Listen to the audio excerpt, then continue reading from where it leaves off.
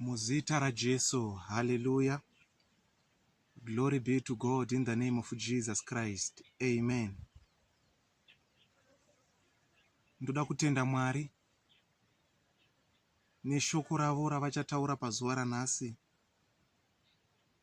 nokuti I know kuti pane vachabatsirika vakati wandei nemanzwi mashoma ndichada kutaura.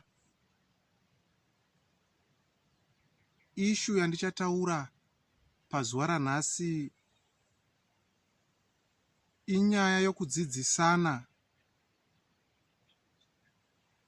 nokuonesana, kunyanya kudzidzisa madzimai kuti vazive zvinoda murume when it comes to their marriage. Hallelujah. Chaita kuti ndidzidzise nhasi pamusoro pe ishu yemarriage. Inyaya yokuti munyika matiri kurarama, so mumwe wavafundisi, I have seen and I have noticed an increase in the rate yema-divorce uye an increase in the rate yema-adulterous relationships ari kuitika kunze kwewanano. Ndinotenda Mwari nokuti ndiMwari vanozviratidza. Kana une mubvunzo zviya zviya unenge uchikunetsa muupenyu, waunenge uchishaya kuziva kuti ndingaupindura sei kana kuti ndingaudzidzisa sei, ndinotenda Mwari nokuti varipo pakupindura mubvunzo. Uye ndinotenda kuti vandishandisa pazuva ranhasi kupindura mibvunzo inogara kubvunzwa nemadzimai vazhinji, kuti chii chinombokonzera kuti varume vedu vaite chihure kana kuti ma-adulterous relationships. Amen. I'm very sorry mukudzidzisa kwandichange ndichiita kuti I am going to target specifically madzimai, ndichivavhura meso kuti vaone nenzeve, kuti vanzwe pavari kupotsa kana kuti zvavari kuresva mukati mema-relationships avo. Amen. Nokuti yesterday when God speaks to me, I realized kuti muma-relationships, either murume kana kuti mudzimai, pane mumwe wavo ari kukanganisa zvinokonzera kuti mumwe abude. Angava murume ndiye ari kukanganisa, zvinogona kukonzera kuti mudzimai wake abude panze. Angava mudzimai, zvinogona kukonzeresa kuti murume wake abude panze. Saka zvinhu zvinoitwa nomumwe wavaviri ava zvinogona kukonzeresa kuti mumwe wacho awanika achibuda panze. Saka Mwari ndiMwari wakatendeka nokuti vanotaura. Kutaura kwavo kuri kutidzidzisa. Ende nhasi pazuva rakadai ndichadzidzisa madzimai kuti vangwarire zvimwe zvezvinhu zvandichataura, uye vadzidze, vagadzirise pavanoresva, vagone kugadzirisa ma-marriages avo. Hallelujah. Ndiri mukomana ndichikura, ndaigara kuzvibvunza kuti chii chinombokonzera kuti munhurume aite chihure. Nokuti ukatarisa munyika matinorarama, kune varume vakaropafadzwa nemadzimai akanaka physically, ladies who are beautiful out there. Vanoroorwa nevarume, asi kunyangwe murume awana mukadzi akanaka, some years down the line unonzwa kana kuti unoona pakutaurwa nyaya ye an adulterous relationship zvichikonzerwa nomurume. Saka ndaigara ndakazvibvunza kuti ko varume vanhu vakaita sei, kunyangwe ndanga ndiri murume ndichikura, kuti munhu anoropafadzwa nomudzimai akanaka, asi aropafadzwa nomudzimai akanaka physically, anosvika pakuti anotosiya mudzimai iyeye akanaka mumba achienda kunze kunoita chihure. Chii chiri kukonzera kuti zvidaro? Saka ndakakura ndine mubvunzo iwoyo chingondinetsa, and I thank God yesterday I got the answer. No wonder ndiri kuita this video. Ndiri kuda kuzama kubatsira madzimai kuti mubatsirikane, muzive zvimwe zvezvinhu zviri kukonzera kuti varume vapinde munyaya dzechihure idzi. Hallelujah. So it happened several times. Pega pega pandaivhunza varume. Kunyangwe mafriends angu, I once had a friend aiva ne girlfriend yake. Saka ndaimubvunza, why uchiita izvi? To my surprise, aindipindura zviri fani. Amen. At one point ndakamubvunza zvikanzi, bamunini, muchazozvinzwisisa zvinhu izvi kana maroora. By then I was around 21, 22 years. Ndakamubvunza mubvunzo, iwewe une mudzimai wako akanaka, mudzimai wako futi anoshanda uyu. Chauri kushora pamudzimai wako chii? Akaseka akanditarisa zvikanzi, bamunini, nyaya yacho muchainzwisisa pamucharoora. Ndikakutauriraiko zvino hamungambozvinzwisise. Ndakasangana zvakare along the lines nemumwezve muchinda wataishanda naye. Waita zvetsika yechihure kuti waidanana nemamwe madzimai. Ndakamubvunza, nhai shamwari, ko chii chinombokonzera kuti mudzimai wako anoshanda uye mudzimai wako uyu wakanaka zvakare? Chinomboita kuti umusiye uchienda kunotora mamwe madzimai nevasikana chii? This time akatondiseka zvikanzi, Lakmo, uchazozviona kana waita sei? Waroora. Hallelujah. Ndikakutsananguraiko zvino haungambozvinzwisise. Asi tanga waroora uchazozvinzwisisa kuti chii chinombokonzera kuti varume tiite chihure. Amen. Saka ndakasvika pakuroora. Mukuroora imomo,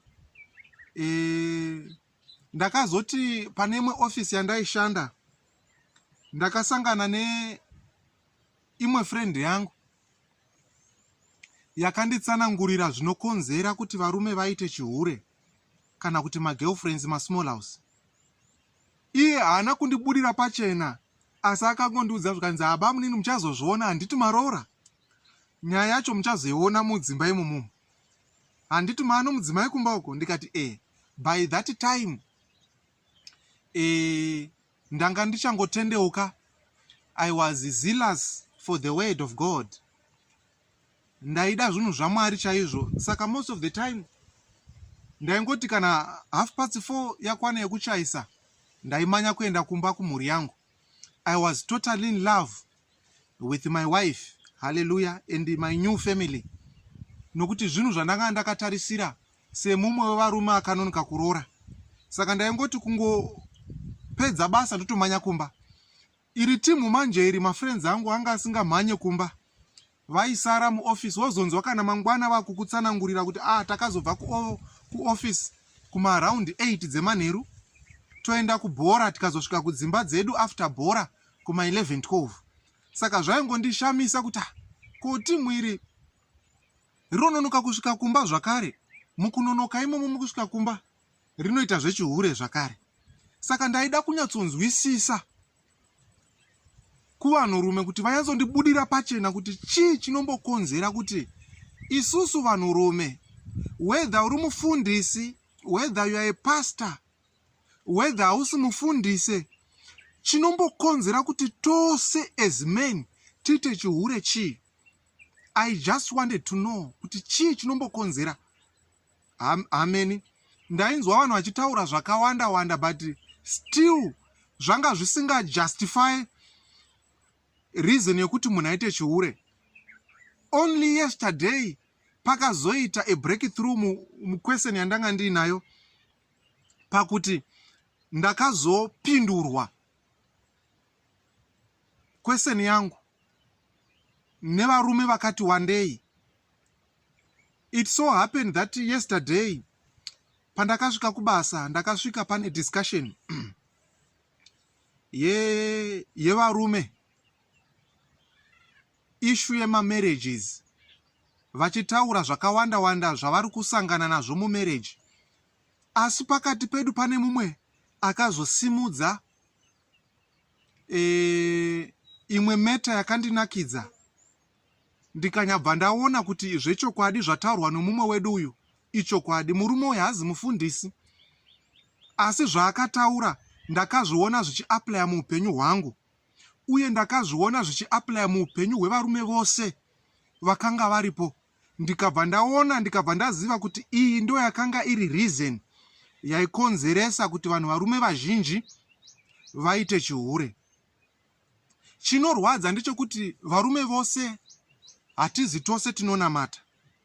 Saka kune mumwe munhurume zvinogona kumubata to an extent yekuti anoita chihure, while kune mumwe munhu anogona kushingirira kana achinge asangana nesituation iyoyo.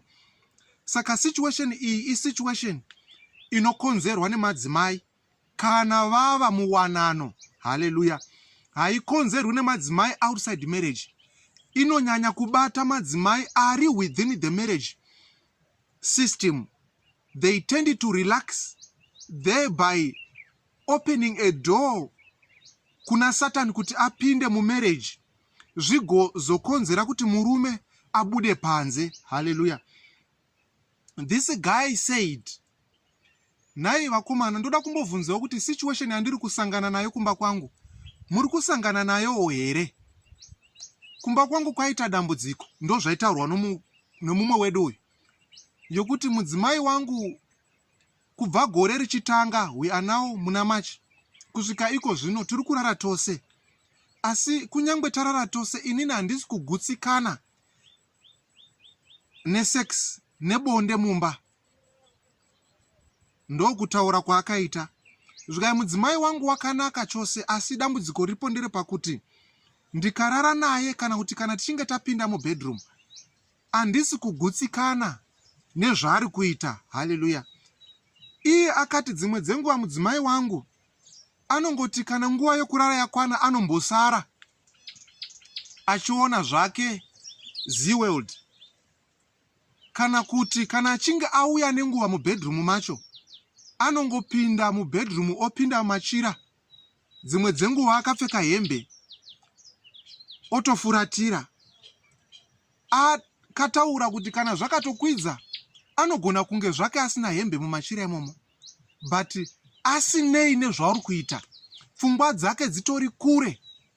Iwewe uchida kuti nhasi deno ndamboenjoya bonde, deno ndamboenjoya sex nomudzimai wangu, iye anongopinda okutendera kuti uite zvaunoda, asi uchiona kuti njere dzake hadzipo pane zvamunenge muchiita izvi, zvokuti kwai dzimwe dzenguva unongoita for the sake yokuti uite zvikubve, but deep inside your heart uchinyatsonzwa kuti izvo inini I am suffering when it comes to sex. Amen. Munoziva paakataura mashoko aya, ndakaona varume vose including inini tichiseka. Hallelujah. Nokuti zvinhu izvi zvakataurwa nemumwe wedu, zvimwe zvezvinhu zvatakambosangana nazvo uye zviri kusanganikwa nevarume mudzimba umo. Hallelujah. Madzimai mazhinji take it lightly when it comes paissue yebonde mudzimba, issue yesex mumamarriages, especially madzimai mazhinji vava nemakore mazhinji vari muwanano. They tend to relax when it comes to sex. Chavasingazive ndechekuti munhurume wose anokoshesa bonde mumba make. Hallelujah. Uye anoda kuriguta. The moment munhurume akasaguta bonde, nemawandiro akaita madzimai kunzoko, anotsvaka inonzi alternative. Hallelujah.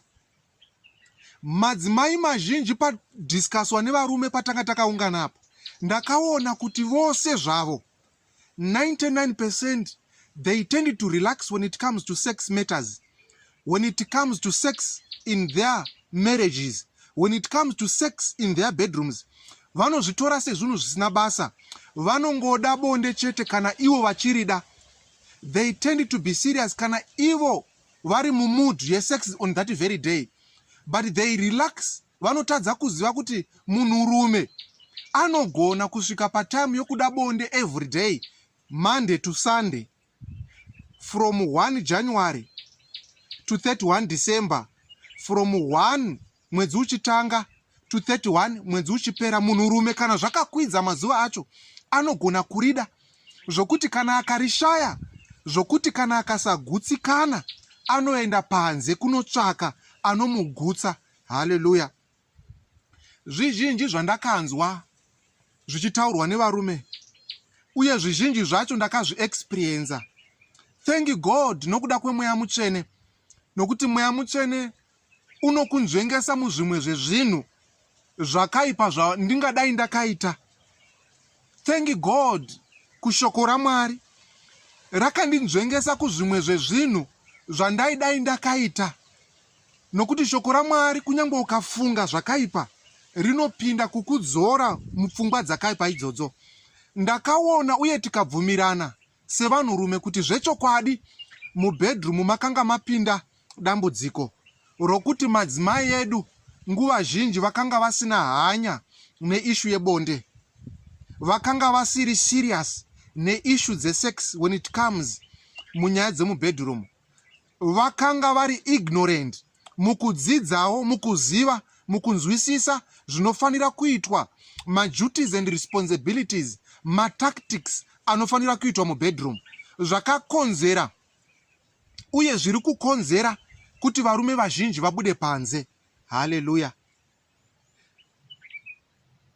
Mukudzidza nomukustadha kwandaita up to the shooting of this video, ndaona ndikadzidza kuti masikirwo akaitwa madzimai nevanhurume zvakatosiyana, pakuti munhurume woga woga akasikwa ane potential kana kuti capability yokuti anogona kurara nomudzimai for 30 days, of which madzimai akasikwa asingagoni kurara nomurume for 30 days due to their menstruation period. Haleluya. Saka zvazvinoreva ndezvokuti izvo murume anogona kurara nomudzimai for 30 days. Mudzimai haagone kurara nomurume for 30 days. Why? Pane period yaanoenda kuma menstrual cycle yake. Zvinomudisadvantage kuti kunyange achida kurara nomurume hazvigone kuti arara nomurume. Menstruation period yake inomustopa uye inosiyana namazuva. Dzimwe dzinoita 3 days, dzimwe dzinosvika maximum of 7 days zvichienderana nomunhu. Saka pamwedzi madzimai mazhinji vanogona chete kurara nomurume for 23 days minus that period yavanenge vari kumenstrual cycle. Saka zvazvinongoreva ndezvokuti pa 7 day period apa kazhinji kacho ndakaona pataitaura kuti varume vazhinji vanenge vachitobatikana, vanenge vari panzara, vanenge vachitorida bonde asi vachitorishaya. Uye ndakaona zvakare kana murume asingazive Mwari, kashoma kuti agone kumirira mudzimai wake kuti nguva yake ipere asina kumbonotsvaka kumwe. Haleluya. That's point number 1. Point ye menstruation cycle yokuti pa 7 days the menstruation cycle vakadzi vazhinji tend to relax after the cycle, kuti murume wangu anga ari panzara uye pane zvandinofanira kuitawo kuzama kuti murume wangu afare kana kumugutsa, nokuti pa period unenge uri pa menstrual cycle iyi murume wako anenge ari panzara. Kana anga ari panzara anotarisira kuti muchingopedza mai muuya mubhedroom makapika. Kazhinji kacho ichingonopera period madzimai anongodzokera to their routine yokusava nehanya kana kuti shungu nebonde. Zvinozoita kuti varume vaita sei? Vabude panze. Ndakaona zvakare kuti vamwe vakadzi kana vakazvitakura havana hanya nebonde, zvichikonzerwa necondition yaari, kwete nokuti haade. Pamwe kuzvitakura kuri maari, kuzvitakura kwaakaita kunoita kuti asava nemood yokuda murume. Zvinokonzera kuti varume vazhinji vari married vanotsvaka bonde panze. Haleluya.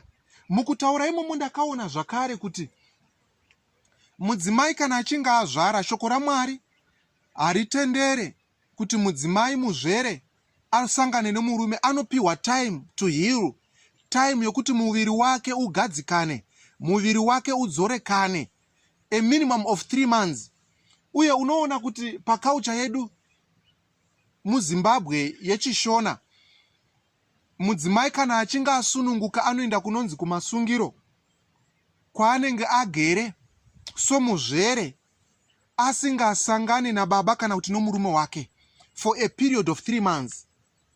Izvozvo ndakaona futi zvakare kuti zvinokonzera nzara kuvanhurume vazhinji, pakuti pa 3 months dzanenge akatarisira kuti awane bonde anenge achirishaya, kwete nokuti izvo mudzimai wake haade, asi nokuda kwemurawo weshoko raMwari, uyezve nomutemo mukaucha yedu savanhu, mutemo usingatitenderi kusangana nemadzimai edu mushure mokuzvara, zvinokonzera kuti varume vazhinji vange vari munzara rebonde, zvokuti paanenge achizotarisira mudzimai wake kuti auye mubedroom, kana mudzimai akasauya mubedroom, iye anobuda panze kunotsvaka. Hallelujah. Saka those are some of the reasons dzaitaurwa nevarume vachiti mudzimba umo tiri kufa nenzara. Point number 1 iri yokuti izvo madzimai masikirwa akaitwa vane menstrual cycle 30 days. Murume dzanenge akatarisira kurara nemudzimai wake haagoni kudziwana nemhaka yakuti pane imwe nguva inotorwa nemenstrual cycle. Then issue yechi2, madzimai edu mazhinji kana akazvitakura, vamwe vacho havanei nebonde, vanenge vasingaride, zvinokonzera kuti murume anozoona zvisina kunaka kumanikidza mudzimai wake, oenda panze kunotsvaka. Kechi3, ndakaona pakati pedu kuti pane 3 months dzemasungiro adziya dzokuti kana mudzimai achinge azvara asununguka mwana, anofanira kumboregedzwa achihila muviri wake for 3 months. Pa 3 months takaona kuti izvo varume vazhinji havagone kumirira 3 months, vazhinji vanoenda kunotsvaka. Saka these 3 reasons maconditions anosangana nemadzimai, kwete nokuti vanozvida, asi kuti maconditions anosangana nemi madzimai nenyaya yokuti izvo ndo zvamuri uye ndo masikirwo enyu. Unogona kunge uchida kurara nomurume wako, asi nokuda kwemenstruation cycle hazvitenderwi kuti urara nemurume wako. Unogona kunge uchida kurara naye, asi nokuda kwezva wakatakura pregnancy iri mauri, unogona kunge nyama yako isingade. Unogona kunge uchida kusangana nababa mumba, asi nokuda kwekuti izvo wasununguka mwana, murawo hautendere uye nyama haitendere kuti unge uchisangana nababa. Saka these 3 problems dzinogona kukonzera kuti kunyangwe uchida somudzimai kusangana nomurume wake kurara naye, haungatenderwe. Hallelujah. It is beyond your control, of which ndinotenderana newe.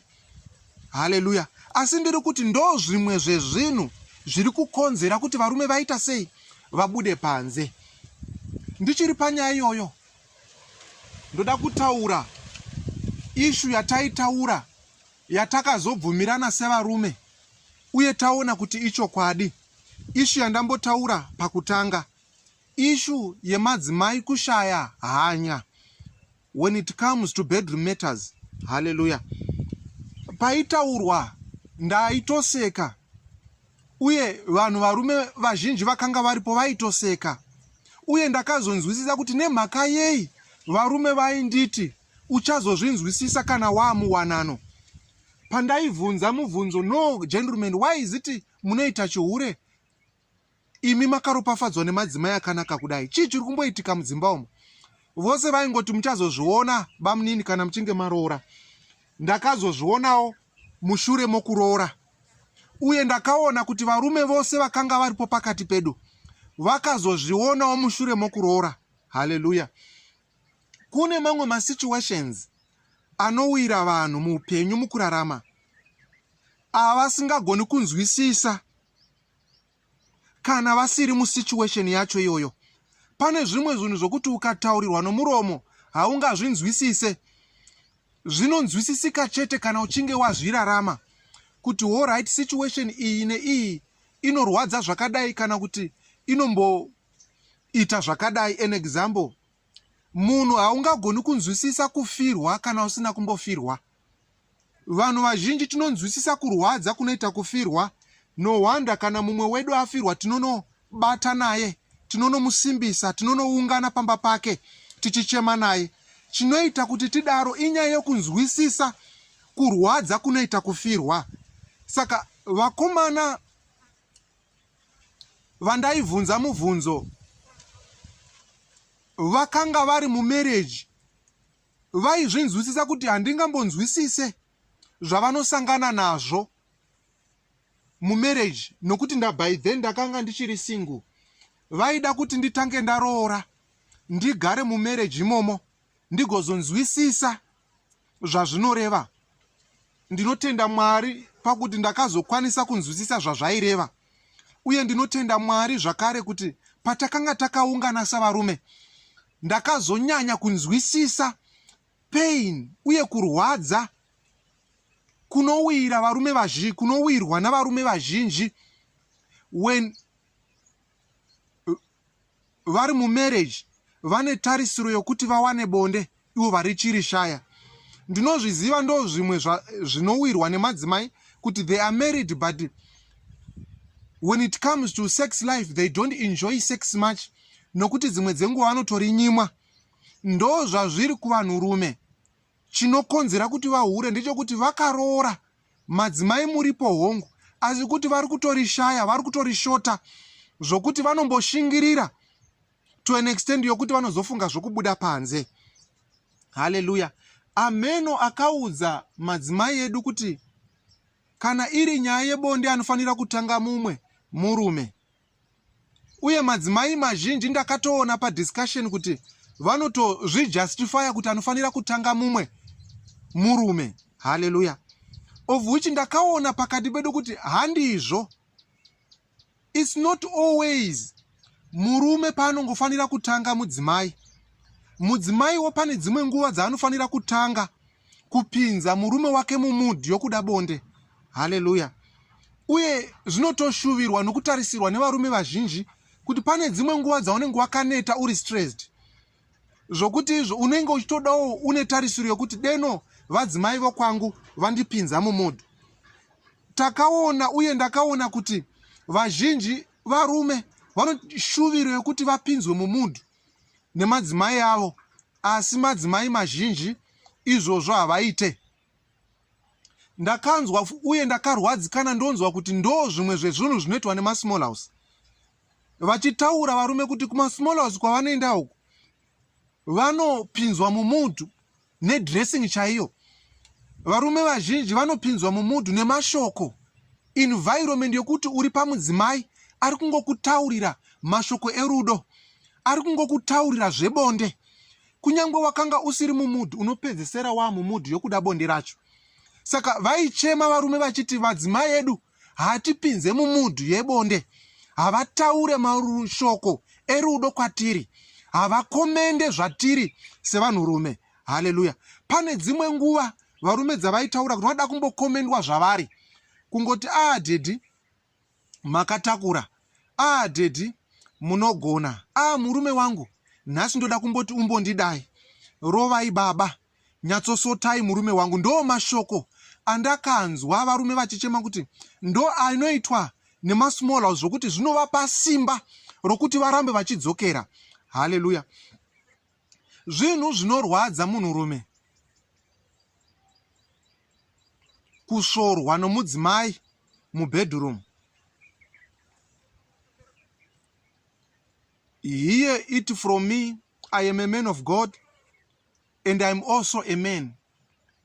Zvinhu zvinorwadza munhurume kusvorwa kuti muri pakati pebonde, muri pakati pokukwirana, unonzwa mudzimai achitaura kuti ko chii chamuri kuita icho? Uri kundirwadzisa mani. Kana musingadi regai. Mashoko ekuti kana achinge ataurirwa munhurume kunyangwe anga ari pamudhu, mudhu yacho inobva yapera. Ndakaona kuti mashoko aigara achitaurwa mudzimba nemadzimai edu, kuti iye kana asingade musi wacho iwoyo anoita zvimwe zvinhu, anotaura mamwe mashoko. anokomenda to an extent yokuti kunyangwe kana uri mumudhu unopedzisira wabuda mumudhu. Hallelujah. As if it is not enough, ndakarwadzikana ndikazviona nokuti ndiri mumwe wevarume vakambosangana nazvo, uye ndakaona kuti varume vazhinji vari kusangana nazvo. Ende chakandirwadza ndechekuti varume vazhinji havazoiti seni munhu waMwari wokuti kana ndasangana nesituation ndinogona kumira pashoko raMwari mukutendeka. Ndakaona kuti pavarume vakanga varipo, only a few akanzwa ruhamirire kuenda kumba, anobuda panzi onotsvaka. Saka ndakaona kurwadza kwazvo somurume, not as a prophet of God. Uye ndakaona kurwadzwa kuri kuita varume mudzimba umu, kuti pavari kurida bonde, mudzimai asingade anoita zvimwe zvinhu zvokuti kunyangwe murume wacho ari mumudhu anopedzisira abuda mumudhu. Kunyangwe akashingirira, haungazomboshingiririri kwevhiki, haungazomboshingiririri kwemwedzi, haungazomboshingiririri kwegore, kuti iwewe une mudzimai mumba wawakatarisira kuti akugutse mubedroom, mudzimai wacho haasi kukugutsa. Uye chimwe chinhu chakandirwadza, mumwe murume paakataura kuti munombozviziva here kuti for the past 3 months ndiri kungoenda hangu kumba ndichinorara nomudzimai wangu, asi handisi kuguta pabonde. I imagined uchienda kumba for 3 months une mudzimai wako mumba asi usingagute bonde. Ndikasvika pakubvunza kuti chii chiri kumbonyatsoitika. Akanyatsonditsanangura zvaakatsanangura ndezvimwe zvinhu zvandakasangana nazvo, kuti unoti uri pakuita bonde wotoona kuti munhu njere dzake dzitori kure, haasi ipapo, uye haatombokukomendi paunenge uchishanda pacho ipapo. Ndakanzwa murume achitaura achiti dzimwe dzenguva unotozoti wotarisa munhu wotoona munhu atovata, uku iwe uri kuti muri kuita bonde. Haleluya. Zvinhu zviri fani, but zvinhu zviri kuraramika mudzimba umu, kuti unoti iwe uri kuita bonde nomudzimai, asi wotozoona kuti munhu atovata kare, iwe uchiri kushanda munhu. Haleluya. Imagine kuti munhu anonzwa sei ipapo, kwete kahwani, munhu achitotaura kuti ndatova ne3 months zvichidaro mumba umu. Haleluya. Munhu ane mudzimai mumba ari kutaura kuti 3 months dzadarika idzi, hama dzangu ndine mudzimai asi hapana chiri kuitika. Dzimwe dzenguva anongopinda machira otongofuratira. Dzimwe dzenguva kana usina kutaura kuti vadzimai chishevhai, haabvisi vhudzi iroro, unotukutira mumahuswa imomo.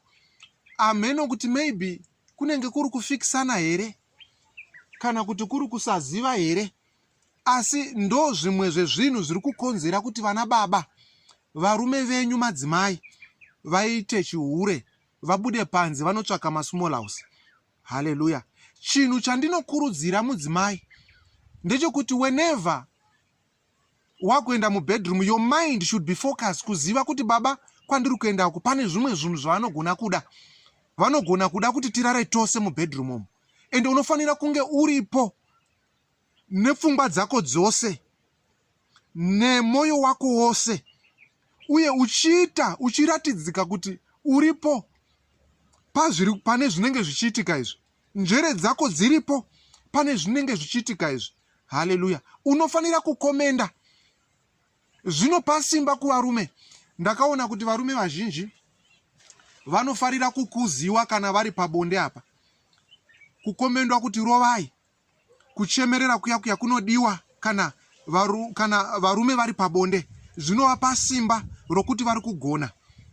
Uye ndakaona kuti hazvizi zvose kana kuti haizi nguva yose murume paanofanira kunge ari pamusoro. Mudzimai anofanira kupotawo achienda pamusoro, achichovha baba ari pamusoro. Zvinomupinza mumudhu kunyangwe asiri mumudhu. Haleluya. Kumabasa kwatinoswera, dzimwe dzenguva kuri stressful.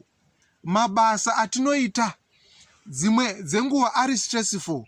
Saka zvinhu izvi mukutaura kwandiri kuita, ndo saka maona ndatora video ndiri musango. Handingatori video iri ndiri pamba, nokuti pane vana, pane vanyarikani. Ndatora video iri ndiri musango nokuda kwokuti izvo zvinhu zvakandibata, zvinhu zvandakaonawo, uye zvinhu zvandiri kuziva kurwadza kwazvo, kushaya bonde uchirida mumba. Haleluya. Kusaguta bonde uchirida iwe unaye mudzimai mumba. Unorwadziwa sei kuti iwewe une chingwa mumba, asi chingwa chacho kana uchichidya 1 haugute, 2 hachinake. Ndo zvazviri kunyangwa nemubedroom.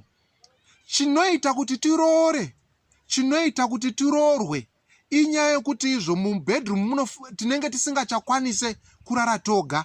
Saka pandinotsvaka epartner mudzimai wokuroora, ndinenge ndine tarisiro yokuti panguva yandinenge ndichida bonde ndiri wane, panguva yandinenge ndichida mudzimai ange aripo. Zvinogozorwadza pakuti panguva yacho yandinenge ndichida mudzimai ndomushaya, kwete nokuti hapo aripo, asi panguva yandinenge ndichida bonde haasi kuita zvinhu zvinofadza. Haleluya. Bonde it's not all about kupinza nhengo yangu mumudzimai kana kupinza nhengo yemurume mumudzimai. Zvamunotaura nokuita ipapo zvinokontributa mubonde. Kubatana kwamunoita, kuchemerera kunoitwa ipapo, kukisana kunoitwa ipapo, mashoko anotaurwa ipapo anokontributa mubonde. Haleluya. Madzimai mazhinji padiscussion yatakaita ndakaona kuti vanetsika yekuita anonzi masiya ndaita, kungoita zvinhu zvinongoita kuti zvimubve asanetswa.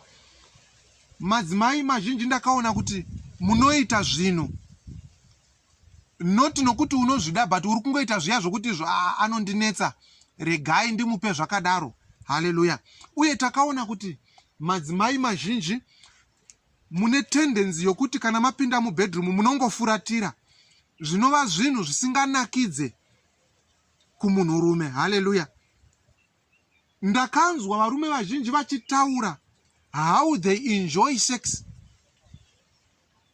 Ndakaona kuti varume vazhinji pavanobuda panze they enjoy sex nokuda kwemashoko anotaurwa nemasmall house, nokuda kwemacomments anopaswa nepfambi.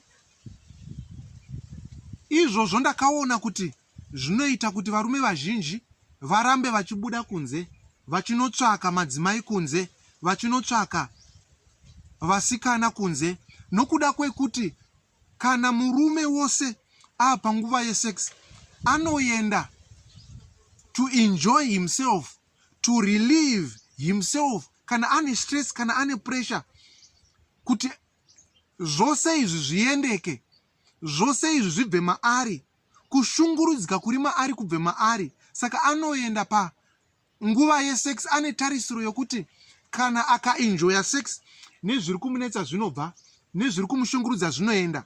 Saka the moment anozvishaya anoenda kunze kwaanotarisiro yokuzviwana, akazviwana haazobviko. Haleluya.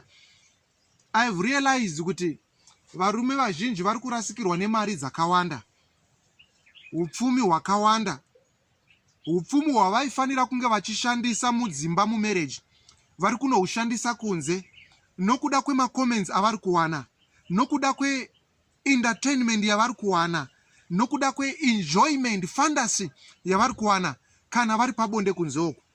Zvinova zvinhu zvaita kuti ndiite video iyoyi.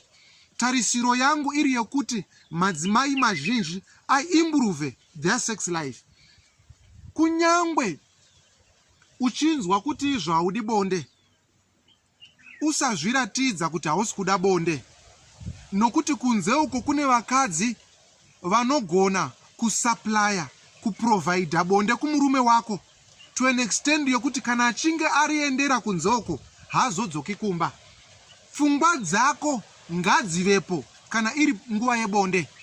Have time nomurume, ukanzwa kuti baba wako unovata, newewo chiendawo unovata, nokuti zvinhu zvinostresa murume, zvinhu zvinorwadza murume kuti mushure mekumbovata azomutswa akuita bonde. Unonzwa sei wewe kuti wambovata wozomutswa kuma1 wakunzi chiuyai tiite zvemubedroom? Zvinhu zvinobhowa. Kana zvichibhowa kudaro, remember zvinobhowa kunyangwe murume wako. Kana time yokuvata yakwana, endai munovata mose, endai munoita bonde mose, endai munokwirana mose, let the men enjoy sex. Pfungwa dzako ngadzivepo. Ngaisava routine yokungopinda mubedroom wotofuratira. Ngaisava routine yokungopinda mubedroom wototarisa mudenga. Mastyles ngaachinje mubedroom. Imbowanikwawo uchibata murume wako. Imbowanikwawo uchikisa murume wako. Imbowanikwawo kungotarisa nokungofambisa maoko ako pamuviri womurume wako. Chimbozviitawo. Zvinonakidza uye zvinoita kuti murume aenjoy. Zvinongoita kuti angofila your presence somudzimai. Chimbopoto uchitarisa irregularities ari pamuviri womurume wako. Uchingokomenda kana pane vanga kuapa dhedhi chii chakaitika, kana pane bundu ko bindu rakabva kupi, uchingokomenda zviri pamurume wako. Izvozvo zvinhu zvinonakidza munhurume zvaanowana kunze uko. So mamwe mareasons anoita kuti vamwe varume vabude panze ari shalo, iri nyaya yokuti zvinhu zvaari kushaya mumba. Routine iri kuitwa mumba nemadzimai, kunyanya madzimai ane makore mazhinji mumarriage. Hallelujah. Madzimai, don't relax mumarriage. Don't relax mumarriage. Don't relax mumarriage. Kupfeka chaiko chaiko, pfekawo zvinhu zviri sexy, zvinhu zvinoita kuti murume ade bonde. Kutaura chaiko chaiko, nguva yekurara haisi nguva yekupopotedzana, zvinobuditsa murume mumudhu. Kukomenda chaiko chaiko, ipa murume wako, taura mashoko kumurume wako anomupa simba, mashoko ane respect, mashoko anoita kuti awe kuda kurara newe, awe kuda kukukwirai mhai, awe kuda zvebonde panguva yacho iyoyo. Hallelujah. Usakomenda mumwe murume kunyanya kukunda murume wako. Ndo zvinoitwa nemadzimai mazhinji. They spend time wachikomenda vamwe varume. They spend time wachitaura nezvevamwe varume zvokuti zvinobuditsa mumwe murume wako mumudhu. Hallelujah.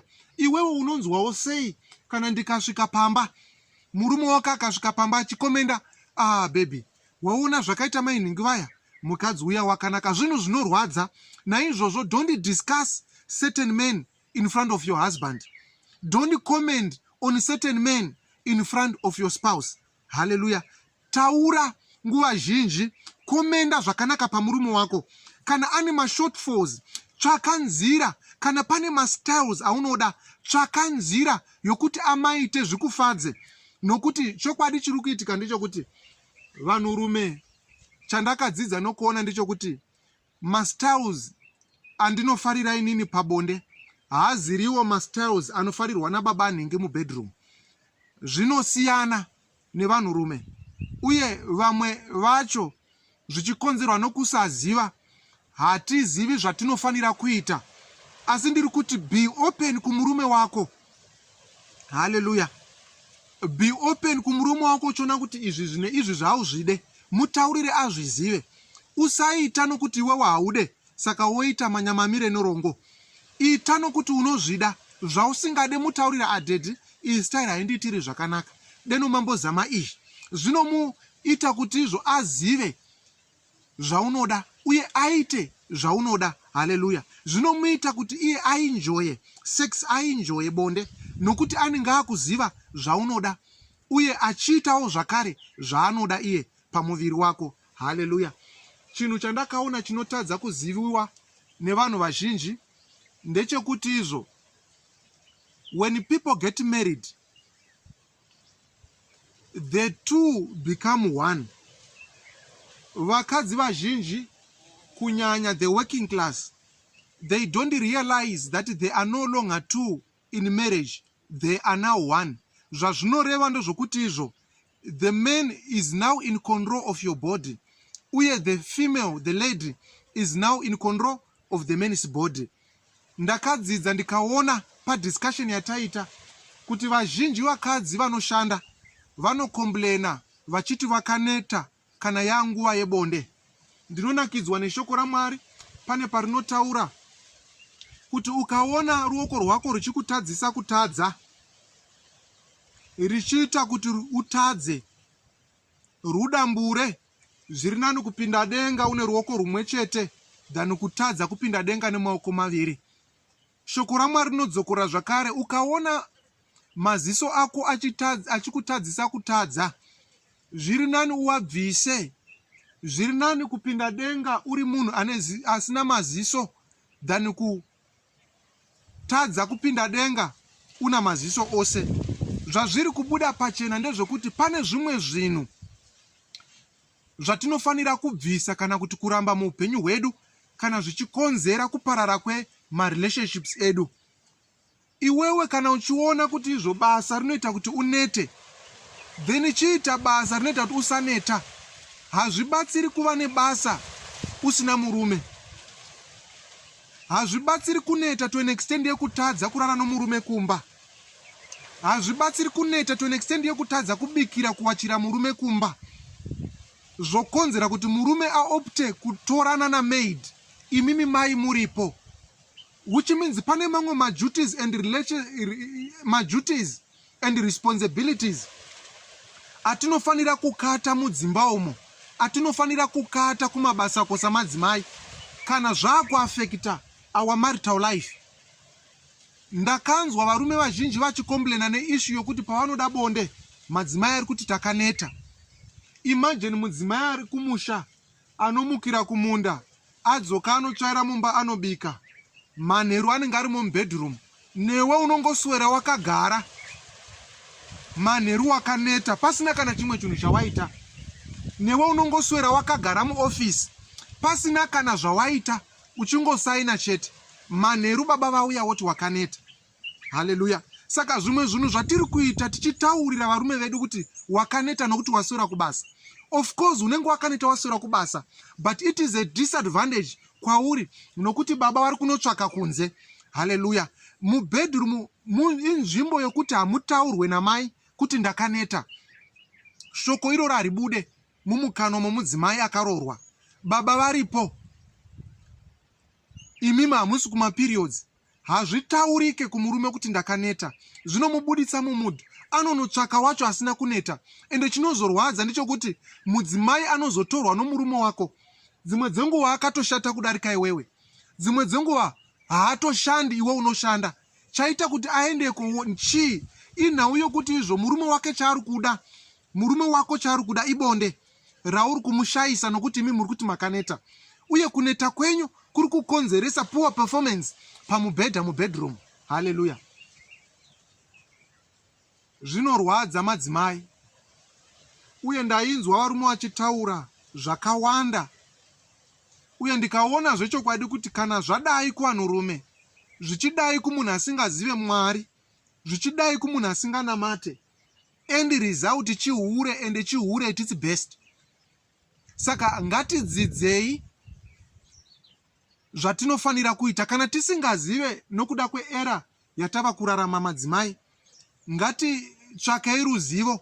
I thank God for the social media. Ukaenda painternet unogona kuvhunza ugotopindurwa nevanhu vanotodzidzisa kuti zvepabonde zvinoitwa sei uri munhu wechidzimai. Ugotodzidzawo, ugotowanawo ruzivo, nokuti vamwe vasikana vari kuroorwa vasina chavanotoziva. Vanongofunga kuti mubedroom ndomokutarisa mudenga. Anongopinda mubedroom otobvisa hembe, otovhura makumbo, otarisa mudenga, ototsinzinya, omirira kuti baba vaite zvose. Aiwa, ndo zvinhu zvairambwa nevarume izvozvo. Ndo zvinhu zvavaiti, ndo zviri kukonzera kuti vahure, nokuti vari kumbodawo mai kuti vamboitawo action varipo pamusoro. Vari kumbodawo mai kuti vambotamba nemuviri wababa. Vari kumbodawo mai kuti vamboita musikanzwa nanhengo yababa. Hallelujah. Saka these are some of the things zvaitaurwa nevarume, zvavaichema-chema vachiti madzimai edu deno vagona kudai. Kunyanya ishu yokuti munhu apinda mubedroom anongotarisira baba kuti vaite zvose. Varume vari kumboti deno madzimai mamboitiitawo yese yese mubedroom umo. Vari kuchema vana baba, murume wako ari kuchema, ari kuti izvo tambopindawo mubedroom, chimbopindaiwo mune simba rokuita yese yese mubedroom. Chimbopindaiwo muitewo zvamunoda mubedroom. Chimbopindaiwo mumboendawo pamusoro mubedroom. chimbopindaiwo mubedroom, pfungwa dzenyu dziri pamwe chete, muite zvinodiwa mubedroom. Hallelujah. So I believe mashoko andataura aya achawana anomatora ogadzirisa pari kuresveka kuita kuti dzimba dzisaparara. Hallelujah. Mukutaura kwataita ndakarwadziwa pandakaona kuti izvo varume vazhinji zvikasavaitira zvakanaka mubedroom 100% guarantee vanobuda. My prayer ndeyekuti izvo deno varume vazhinji vazvibata, tasiyana netsika yechihure, uye deno vadzimai vedu vabvumawo kudzidza nokudzidziswa, vaziva zvavanofanira kuita mubedroom, vapinda mubedroom nepfungwa dzose, vapinda mubedroom nesimba rose, uye vaita zvinodiwa mubedroom nenjere dzavo nemoyo wavo wose. Munamato wangu ndewekuti vanhu vave open mubedroom, whether murume kana mudzimai, zvaunoda uve open kune mumwe wako, zvaanoda uzvizive. Kana zvisingakuitiri uve open, mutaure, mudiscuss, muonesane kuti zvinofanira kuita sei kuitira kuti marriages aya, relationships aya asaparara. Hallelujah. Ini semufundisi, as a prophet of God, pane part yandinogona kuita when it comes to my relationships evamwe vanhu. Pane zvimwe zvandisingagoni zvakare kuita when it comes to my marriages. Andigoni kuti ndimanikidze murume ari kuda bonde kuti arare nemudzimai wake iye mudzimai asingade. Pane zvimwe zvinhu zvisingagone kune mweya mutsvene. Kana murume akuda bonde, murume mweya mutsvene haugoni kuuya ukazadza murume kuti arege kuda bonde. Kana murume akuda bonde, Mwari havagoni kuuya vagokonvinza murume kuti arege kuda bonde, nokuti vakatomusikira mudzimai wake. Hallelujah. Saka imimi vadzimai muripo, ijuti renyu rokuona kuti baba vaguta bonde. Hakuna zvandingaita somunhu waMwari kana murume auya kwandiri ane dambudziko rokushuva bonde, rokusaguta bonde. Dambudziko iro rotopedzwa nemi mhai, dambudziko rotopedzwa nemisisi vatete. Ndimi munofanira kupedza dambudziko romurume wenyu rokushuva nokuda bonde kwaari kuita uku. Hazvipedzwi nomunamato izvi, hazvipedzwi nemweya mutsvene, zvinotopedzwa nemi nokuziva zvaanoda, nokubvumirana nokuita zvamunenge mabvumirana ipapo, kuti agute paanobuda achibva pamba, asashuvira bonde nemamwe madzimai, asada bonde nemamwe madzimai. Hallelujah. Chakaita kuti Mwari vati tiroore nokuroorwa inyaya yokuona kuti vakaona zvisina kunaka kuti murume agare ari ega. Saka chinosimbaradza relationship kana marriage inyaya yebonde. Saka bonde ndine shuviro yokuti madzimai mudzidze uye mugone kuita bonde nevarume venyu zvizere uye zvinovagutsa. Tarisiro ndeyekuti madzimai muzive zvinoda varume mubedroom uye muite zvinoda varume mubedroom. Murege chinhu chinonzi routine. Routine give birth to religion. Kungofunga kuti zvinofanira kunzwai. Aiwa, haizi ishu yokuti zvinofanira kunzwai. Ishu ndeyekuti ngazvinzwai. Hallelujah. Usafungira munhu, ziva zvinoda munhu. Usaita zvisingadi nomumwe, ita zvinodiwa nomumwe wako. Hallelujah. Munyika matinogara munorwadza pakuti kune vamwe varipo pakuparadza dzimba dzavamwe. Kune madzimai anongopfeka hembe nokuisa maface powder kuparadza dzimba dzevamwe, vakazviona kuti iwewe uri kukundikana mubedroom, ivo varipo pakuzadzisa chido chomurume wako chemubedroom. Asi havangozozadzikisi chete chido chomurume wako, vanotora zvakare mufaro uye vanotora zvakare mari noupfumi hwemba yako. Saka ndiri kuti kwamuri madzimai, ngatizivei zvinoda varume vedu mubhedhurumu, uye ngatigutsei varume vedu mubhedhurumu umo. Bonde varume ngavarigute mubhedhurumu umo. Ngatizivei zvavanoda uye ngatizviitei nepfungwa dzedu nemwoyo yedu yose iri pamwe chete. Haleluya. Ngatiregedzei kuita masiyandaita. Please, ndapota madzimai, ngatiregedzei kuita masiyandaita. Ngatiitei nemwoyo yedu yose. Ngatisataura mashoko anogumbura mubhedhurumu, mashoko okutuka, mashoko okutsoropodza achii chamakuita. Kana musingadiregedzai, hapasipo. Mashoko iwayo ngaasabuda, ngaasawanikwa achitaurwa nomudzimai. Kune mamwe mashoko anotaurwa nenzira yakanaka, asingatsamwisi mumwe, asingabudisi mumwe mumudhu, anoita kuti munhu agute uye arambe achida zvimwe mangwana. Haleluya. Nokuti chandinoziva ndechekuti unofunga kuti uri kugona mumba nokuramba kurara nomurume yeye, maybe nenyaya dzechihure, asi hausi kusolva dambudziko rechihure chaari kuita. Kurega kurara nomurume mumba hazvisolvi dambudziko rechihure chaari kuita, asi kuziva chiri kukonzera kuti ahure ndo zvinosolva dambudziko rechihure chinoitwa nomurume. Saka let us be open to our husbands. Ngativabvunzei, ngativei nenguva nevarume vedu madzimai. Ngatitaurei zvepabonde nevarume vedu, tizive zvavanoda.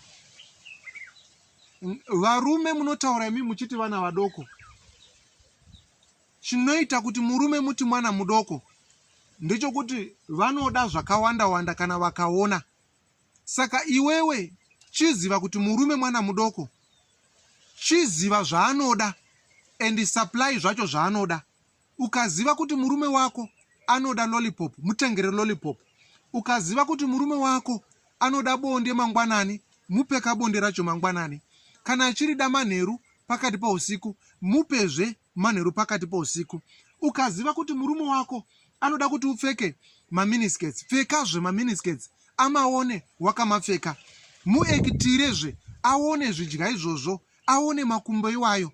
Muratidze kuti iwewe uri musikana, kwete kumuratidza kuti uri chembere. Murume wose anongofarirawo kungoona mudzimai wake akangopfeka somusikana, zvinhu zvakanaka, mamakeup. Iwewe pfekawo zvakanaka, zorawo mamakeup. Kana usingazive, gezawo, dzidziswawo, bvumawo kuoneswa nomurume. Dzimwe dzenguva zvinorwadza nokubhowa, asi ndiri kuti for the sake of your marriage, bvumawo kudzidziswa. For the sake of your marriage, bvumawo kupfekawo zvakanaka. For the sake of your marriage, bvumawo kuchinja mastyles on a daily basis. Chinoitika ndechekuti not all varume vanoroora madzimai vari majaya. Varume vazhinji tinosvika patinoroora tamboravira bonde kune madzimai akati wandei akasiyana-siyana. Zvinokonzera kuti tinosvika pakuva nevamwe madzimai atisingakanganwi nokuda kwekunakidzwa nebonde navo. Zvinokonzera kuti iwewe ukatadza kuzosvika pastandard yemudzimai uya, unopedzesera wakushoreka mubhedhurumu. Saka ndiri kuti ngatibvumei kuchinja mastyles nokuva open kuvarume vedu, kuvhunza murume wako, naidhedhi munomboda kuti ndiite staira ipi, munombofarira staira ipi, naidhedhi mumboda kuti zviitwa sei, naidhedhi indofarira kana mukaita so, ndinofara kana mukagona kuita so.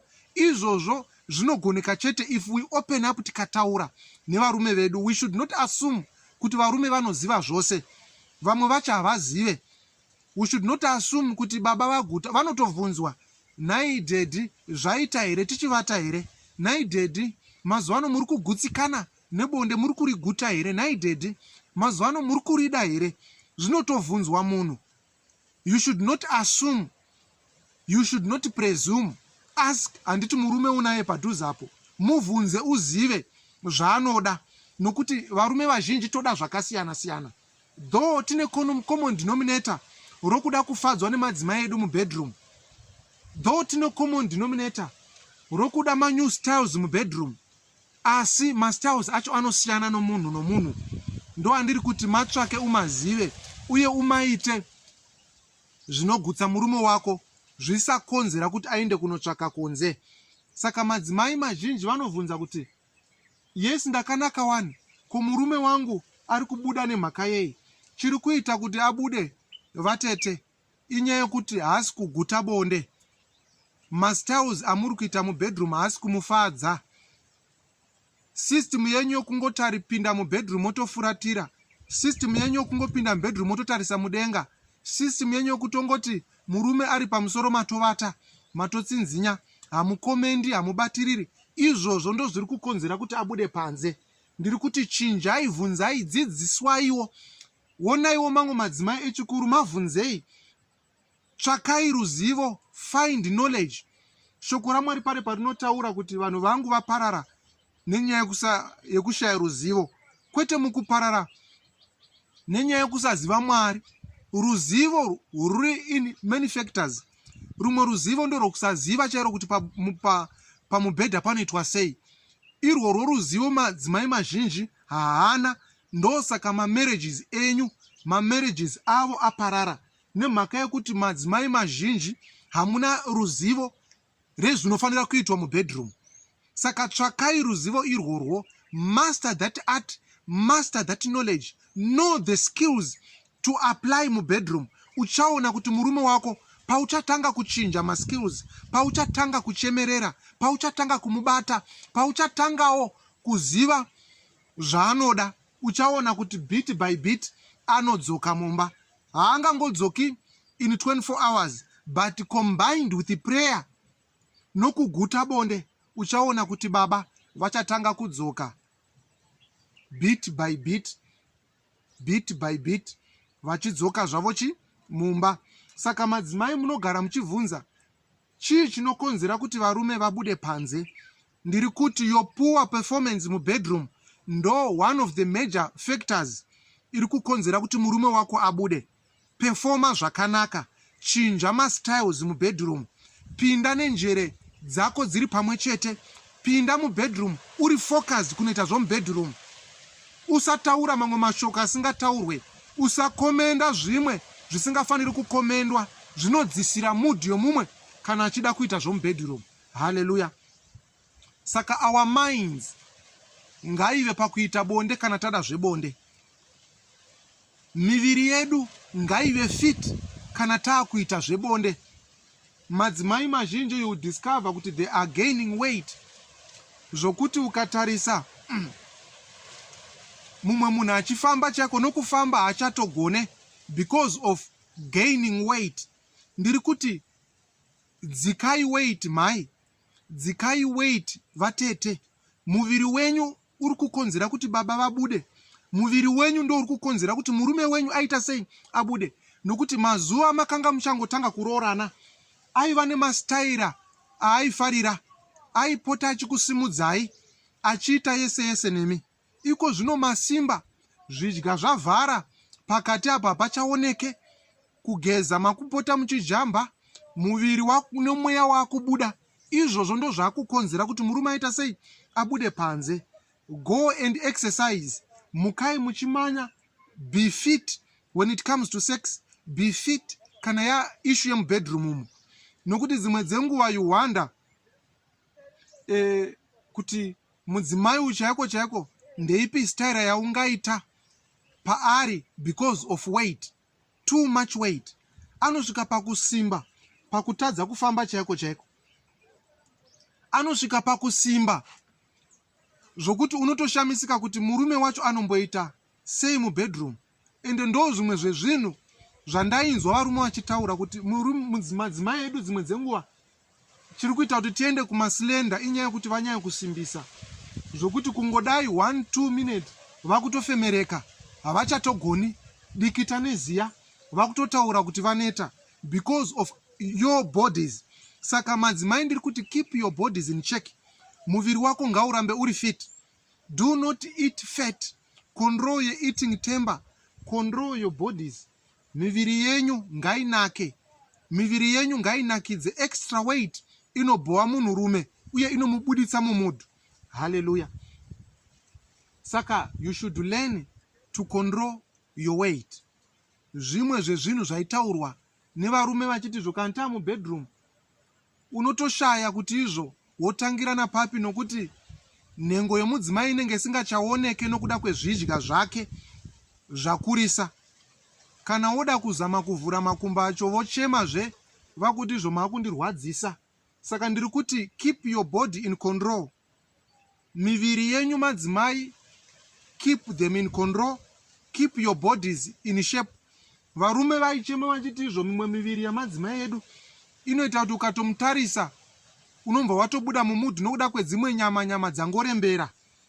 Zidumbu rakurisa, nyama dzangorembera pamuviri apo. Let us learn to control our diet, madzimai. Ndapota our diet, how and what we eat. Let us learn to control.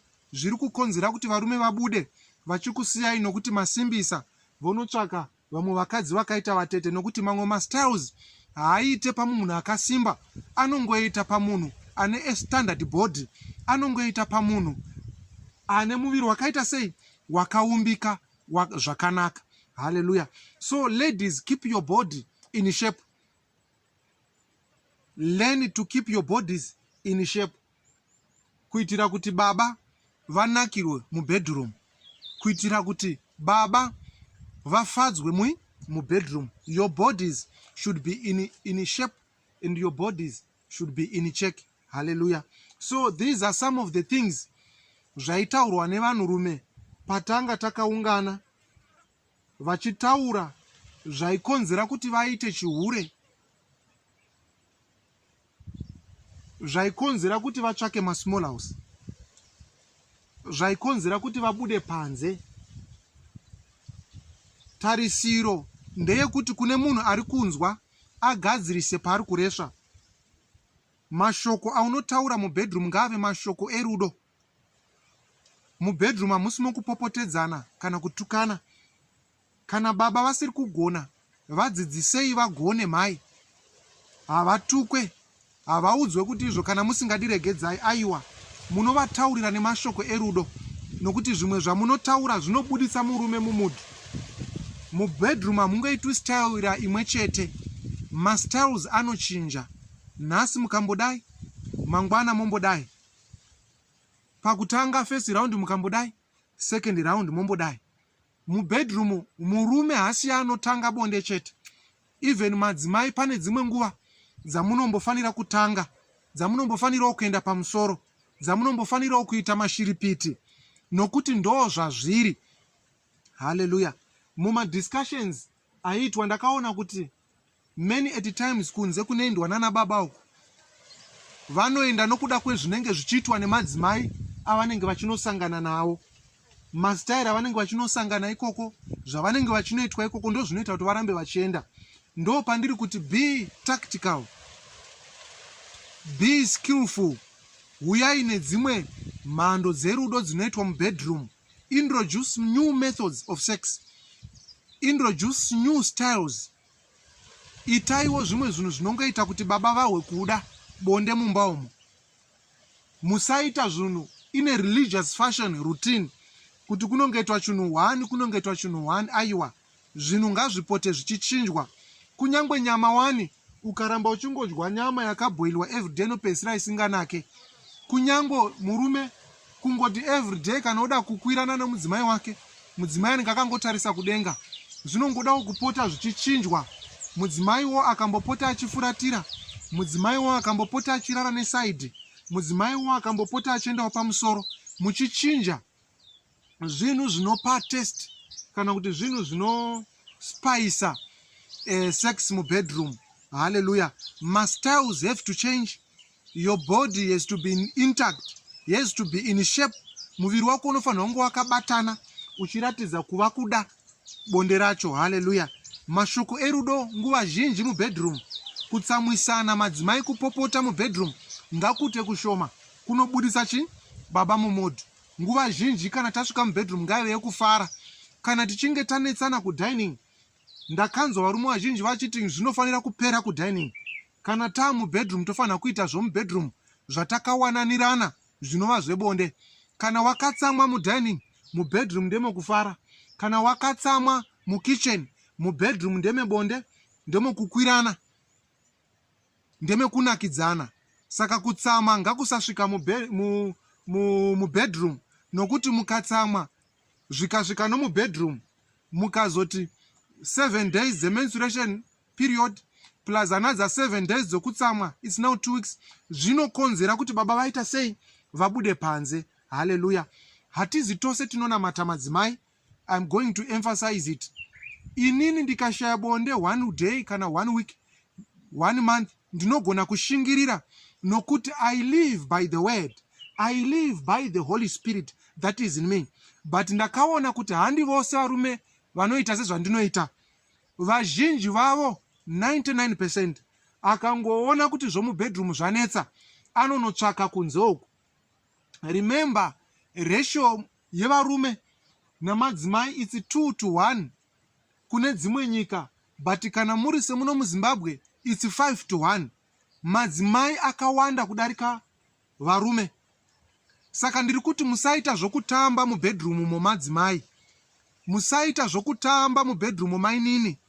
Munotoda kuti muve focused, muzive zvamunoita imomo. Munofanira kuti muonekwe kuti imba yerudo nezvamunoita, maactions amunoita murimo, zvamunoita ngazviratidze kuti unoziva zvaunoita mumba imomo. Nokuti ukarega kuita saizvozvo, murume wako anobuda panze. Mukarega kuita zvamunofanira kuita mubedroom mainini, bamunini vanobuda panze, varume vanohura.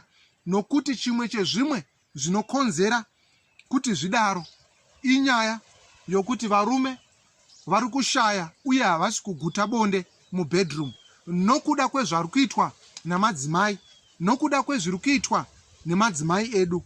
Hallelujah. Saka madzimai, ngatigadzirisei our sex life, ngatigadzirisei our skills when it comes to sex.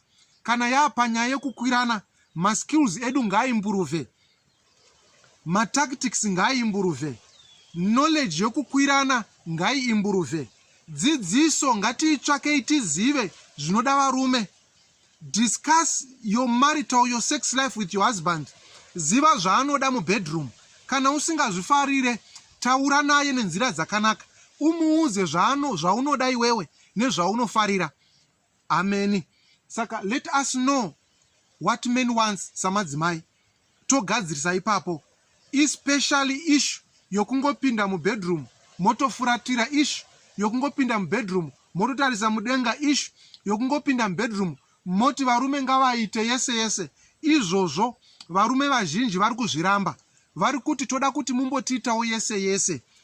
Saka it's a high time you find knowledge. Gather knowledge through the internet, gather knowledge through vanhu vakuru, gather knowledge through my elders kumakereke, gather knowledge through reading of books. Unotodzidza ugotoziva zvaunofanira kuita somudzimai, ugotozochengetedza marriage kana kuti wanano yako. Waita kuti murume wako arambe ari mumba asabuda buda. Hallelujah. Hakuna chinhu chinorwadza sokufa nenyota makumbo ari mumvura. Ndo zvazviri zvinongorwadzawo kushuva bonde mumba somurume iwe une mudzimai. Zvinhu zvinorwadza kusariguta futi unaye mudzimai mumba. Ndo pandiri kuti madzimai, let us improve our sex life. Madzimai, let us improve our sex life. Especially madzimai agara muwanano, vava nekuma 3 zvichikwira years mumarriage. You are poor in bed. You tend to become poor in bed. Improve your skills in bed, madzimai. Improve your sex styles. Improve your sex lives. Let love reign mubedroom. Baba ngavanzwe kuda kuya kumba. Muviri ngaunakidze kuona wemudzimai. Hembe dzinopfekwa namai ngadzinake, zvokuda kupinza murume mumudhu, kwete kupfeka sechembere. Hallelujah. Murume ngawe kuda bonde akakutarisa. Mamakeup kana mari chitendera ngaiswe. Dressing nokungogezawo kushambidzika ngakuonekwe pamudzimai, zvinoimpuruva rudo pamurume kumudzimai wake. Haleluya. Murume wose ndakadzidza kuti nokuona kuti haadi mukadzi asingageze. Discussion yataita yakabuda pachena kuti murume wose anoda mukadzi anozvishongedza, anochena pamuviri wake. Zvinomupinza mumudhu yokuda bonde, uye zvinomupinza mumudhu yokutomudisisa. Saka madzimai ngatigezei, madzimai ngatichenei, madzimai ngatikondrolei muviri yedu, uye madzimai ngatiimburuvhei mubedroom umo. Haleluya. Saka ndo zvimwe zvezvinhu zvatakadhiskasa savarume. Ndikatoona kuti semufundisi ndo zvimwe zvezvinhu zvandakasangana nazvo, and I devise ways dzokuti tizvidhiskase, tizvigadzire navadzimai vangu. Neiwewo ndiri kuti izvo, these are the some of the things zvamunoita madzimai zvinokonzera kuti varume vabude panze. Gara pasi nomurume wako mutaurirane, muonese zvaunoda nezvausingadi, ziva zvaanoda. Nokuti varume ava munogara makataura kuti vana vadoko, chiziva zvinoda mwana mudoko iyeye anova murume wako mumba. Chiziva zvaanoda mubedroom, uye chimuitira kuti asabude panze. Nokuti panze apo pane vamwe vanozviita mahara, panze apo pane vanozviita vachibhadharisa. Kana achinge azozviravire panze apo, kuzomukondrola mumba umo zvinozonetsa. Saka zivai zvavanoda baba, uye muzviite to the fullest.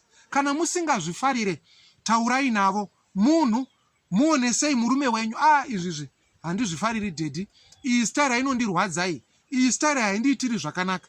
Mukaita so, mukaita so, mukaita so. Dzimwe dzenguva varume vanotoda kutodzidziswa. Dzimwe dzenguva madzimai moda kutodzidziswawo zvakare, nokuti vamwe vacho hamuzive. Munototora dambe nemubedroom. Bedroom ndo pila yemarriage. Imomo mukafa, kunyange hama dzomurume dzikakuda zvakaita sei, imba iyoyo inoparara. Asi mubedroom mukanaka, kunyange hama dzomurume wako dzikakuvenga dzakaita sei, imba iyoyo inoramba yakamira. Kunyange Satani akabata zvakaita sei mumba imomo, kana mubedroom menyu muchinakidza, Satani haagoni kuwisa imba iyoyo pasi. Haleluya. Kazhinji kacho taitoseka. Mumapa aitaura kuti unoziva here kuti izvo kana bonde richinakidza kumba nokubasa chaiko chaiko unotombopindwa nemweya wokutiza. Asi kana bonde risinganakidzi kumba unotoshaya kuti woita sei. No wonder varume vazhinji vachispenda nguva zhinji vachinoona bhora. Ndakaona kuti izvo vanoona bhora nokuti vanofarira, kwete nokuti vanofarira bhora. Vanenge vachiitira kuti nguva zhinji vapedze vasiripo pamba vangosvika kumba vachinovata. Ndakaona zvakare kuti varume vazhinji vanonwa doro kwete nokuti vanorifarira. Vanenge vachingoita kuti pavanongonosvika kumba akadhakwa anongosvika achivata.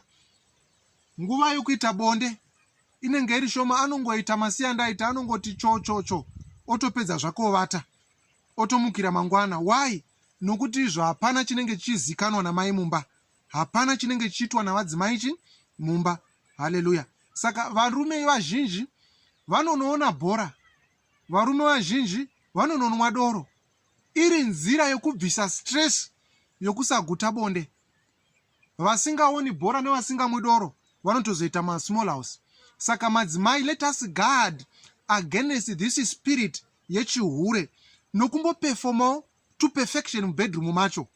Ngazvirambe asi uchizama, ngazvirambe uchiita, kwete kuti wozochema mangwana uchiti murume akandisiya, iwe wanga une dambudziko. Nokuti kunyange ukatozowana mwe murume wechitu zvakare, anongokuramba nokuti you are poor in bed. Anongokuramba nokuti hapana chinozikanwa mubedroom. Anongokuramba nokuti zvokukwirana zvacho hauita sei, hauzvigone. Saka ndiri kuti ngatigadzirisei madzimai ishu yemubedroom kunyanya. Ngativhumei kudzidziswa. Haleluya. Ngatizivei zvinoda varume vedu. Ngatiperformei to maximum potential mubedroom umo. Ngatisazviratidza kuti izvo nhasi bonde hauride. Nokuti muviri wangu inini hauzi wangu, ndowo mudzimai wangu. Muviri womudzimai wangu hauzi wake ndewangu. Zvino kana ndaakuramba nomuviri wake, zvaakurevei? Kana maakuramba nomuviri wangu, zvaakurevei? Saka let us submit to our husband with our bodies, not just a mere submission, but with all our minds and with all our hearts. Let us submit. Tipofome zvinofadza varume vedu, tipofome zvinofadza varume vedu mudzimba umu. Haleluya. Saka dzimba dzinomendenwa nezvinoitwa mubedroom. Ngati imburuvei ishu yemubedroom. Ndo zvaita kuti ndiuye ndizoshuta vhidhiyo ndiri musango, nokuti ndaona kuti dzimba zhinji dziri kuparara uye varume vazhinji vari kuita chihure. Chiri kukonzera vari kuchema vachiti madzimai edu haasi kutigutsa mudzimba. Ini ndiri kuti madzimai, varume vari kuti havasi kuguta mudzimba umo mubedroom. Ngatiitei kuti vagute zvebonde. Ngavagute zvebonde varume. Ngatiitei zvinovafadza mubedroom. Ngatizive zvavanoda uye tizviite with maximum potential. Marriage dzichengetedzwe, mhuri dzedu dzita sei? Dzichengetedzwe. Hallelujah. Saka I believe pane mumwe mudzimai abatsirwa uye pane vachabatsirikana nekuda kwemashoko andabva kutaura. Uye I believe we are going to improve madzimai kana taa mubedroom. Tisangosvika tichingoita zvisina nebasa. Unotongotozoona kwai munhu atovata, iwe uri pamusoro. Unotongozoona munhu atovata akafuratira kudaro. Unotongozoona pasisina kana action. Zvinobhowa munhurume, uye zvinondibhowa kunyangwe neni mufundisi, kuti unenge une mudzimai wokuti uri pakati pokuita bonde atovata. Zvinhu izvozvo zvinobhowa. Saka ndiri kuti let us improve, ladies. Let us improve. Chokutanga mabodies edu ngaimprove. Ngatisangorega miviri yedu ichingokura kuita sevanhu vakuru sechembere. Aiwa, let us keep our bodies in shape, uye let us keep our skills in shape zvakare. Maskills edu ngaachinje, uye macomments mubedroom ngave macomments erudo, macomments anofadza, kwete ekutuka kana kudzisira mumwe. Izvozvo zvandataura ndo zvimwe zvezvimwe zvinokonzera kuti varume vaita sei? Vabude panze. Asi kana zvagadziriswa, zvinogona kuita kuti zvichengetedze marriage kana kuti relationship yako. Hallelujah. Saka I believe tadzidza uye ticharamba tichidzidzisana concerning this issue, though I don't neglect the issue yokuti zvimwe zvakare zvinokonzerwa nemweya wetsvina zvechihure izvi. I will just encourage my ladies kuti faith comes by hearing, and hearing by the word of God. Kana uri munhu anoda kuchengeta marriage yake, I'm going to encourage you today kuti zvandataura, put it into practice. Zvandataura ndiMwari vari kutotaura newe, nokuti dzimwe dzenguva Mwari havatauri nesu personally, vanotaura nesu kuburikidza nemweya mutsvene, vafundisi, my friends and relatives. Sa zvinhu zvandataura izvi, if you put it into practice accompanied by prayer, uchaona kuti zvichabatsira marriage yako. I do believe that in some instances pane kubata kwemweya wetsvina, Satani nemadhimoni ake zvinokonzera kuti varume vabude. I do believe in that. But before we go there, ndiri kuti iwewe pachako, are you good in bed? Tisati taakunongedza mweya wetsvina, iwewe unotombogonawo here bonde racho? Ndokwese. Kana usingagoni bonde, chiita zvandataura. Kana wakuita zvandataura, chizvisanganisa nomunamato. This is going to save your marriage. This is going to save your husband. This is going to save your relationship. Hallelujah. Ngazvisangogumira mubedroom, ngazvizogumira mukunamata. Asi mukunamata imomo mubedroom ngamuve nezvinozivikanwa. Ukangonamana chete pasina zvinozikanwa mubedroom, marriage iyoyo inofa. Saka kutenda kuita sei?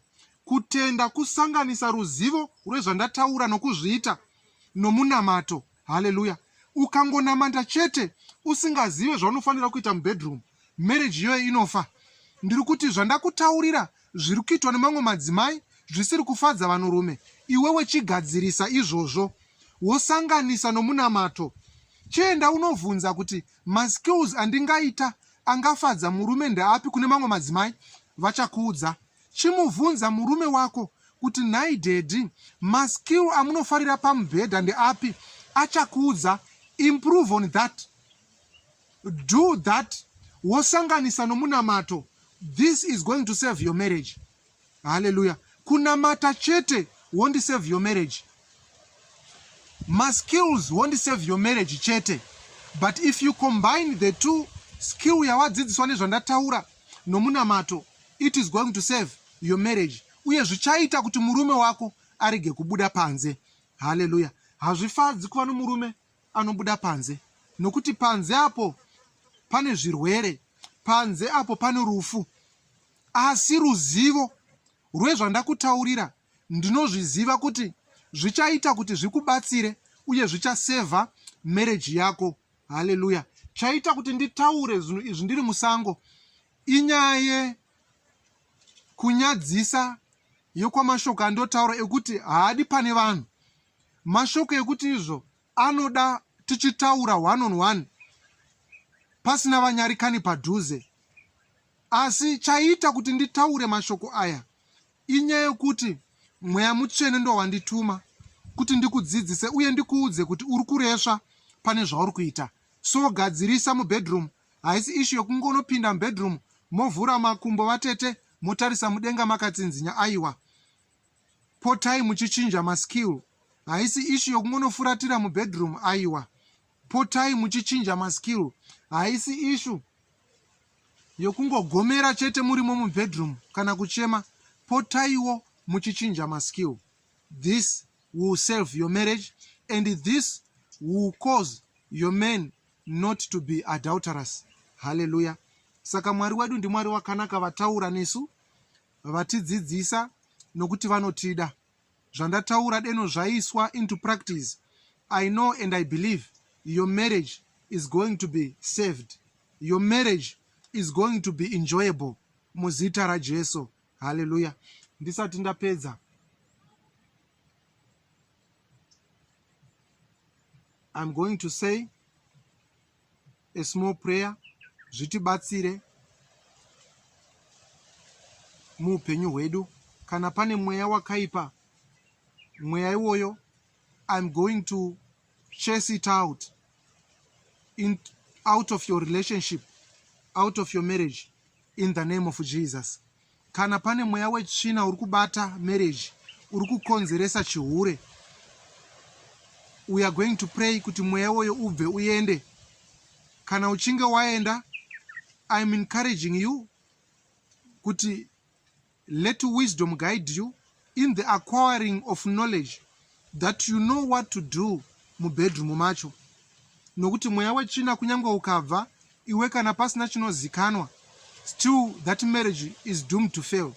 But toda kuti kana mweya wetsvina uchinge wabva, tapedza kunamata izvezvi, accompanied by the wisdom and knowledge and the skill that you are going to acquire from this video, zvichaita kuti marriage yako ita sei? Inakidze. Hallelujah. So let me pray. Makanaka Baba, makanaka Jesu, makanaka mweya mutsvene, ndinokutendai Mwari neshoko renyu, ndinokutendai Baba nedzidziso nokutaura kwamaita pakati pedu, Ishe Jesu Kristo. Mataura, vana venyu vanzwa. Mataura Jesu, tadzidziswa, taziva patari kukanganisa, imi matiratidza nzira negwara rokutevedza.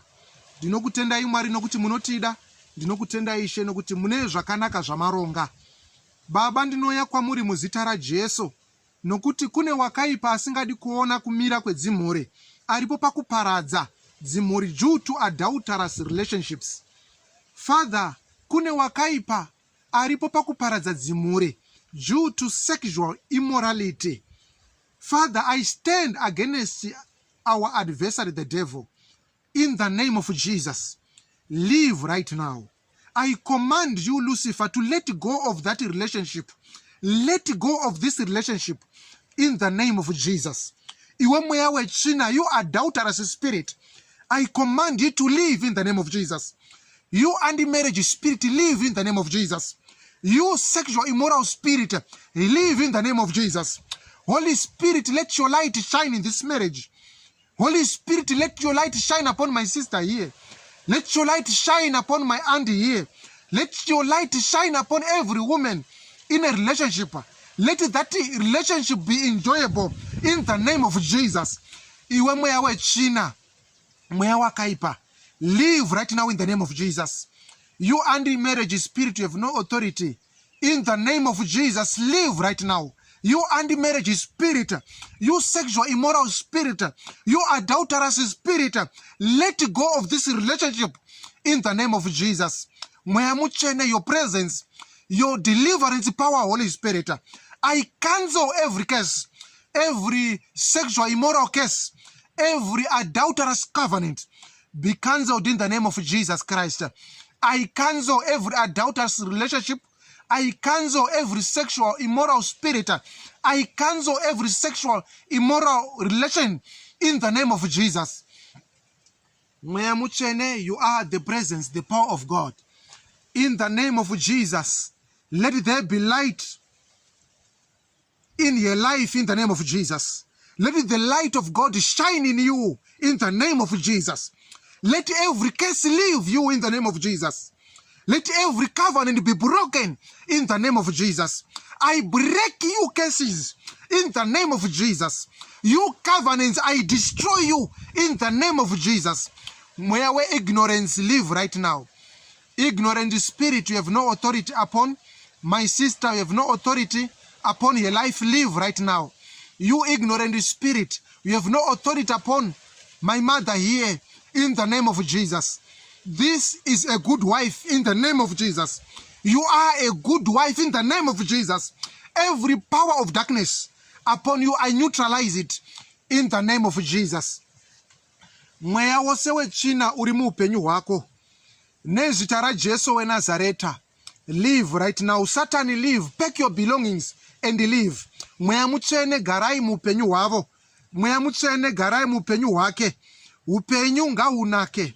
Marriage ngainatswe muzita raJesu weNazareta. Marriage ngainatswe muzita raJesu weNazareta. Kana pane mhiko yakabata murume kuti asadzoka kumba, muzita raJesu, I break it right now. That case be broken in the name of Jesus. You case be broken in the name of Jesus. Mweya wechina uri kuita kuti murume asadzoka kumba, nezita raJesu you shall not have authority. Mweya wechina uri kukonzera kuti murume abude mumba, live here right now in the name of Jesus. You spirit, live in the name of Jesus.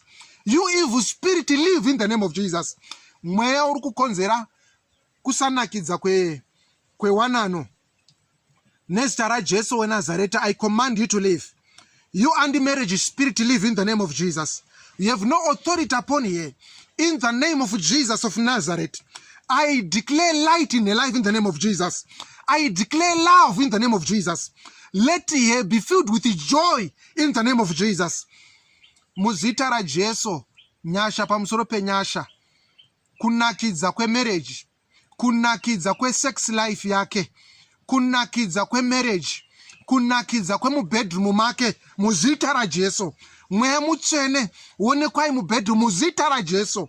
Mweya mutsvene, batai mubedroom muzita raJesu. Kana pane mhiko yakaiswa pamudzimai inokonzera kuti arambwe nomurume, kana pane mhiko inokonzera kuti afuratirwe nomurume, asiwe nomurume, mhiko iwewe hauchina simba muzita raJesu. Mhiko iwewe hauchina simba muzita raJesu. Satani hauchina simba muzita raJesu. Iwe mweya wechina, ibva muzita raJesu. Kumeso kwemudzimai ngakunake pamberi pomurume wake. Muviri wako ngaunakidze kumurume wako.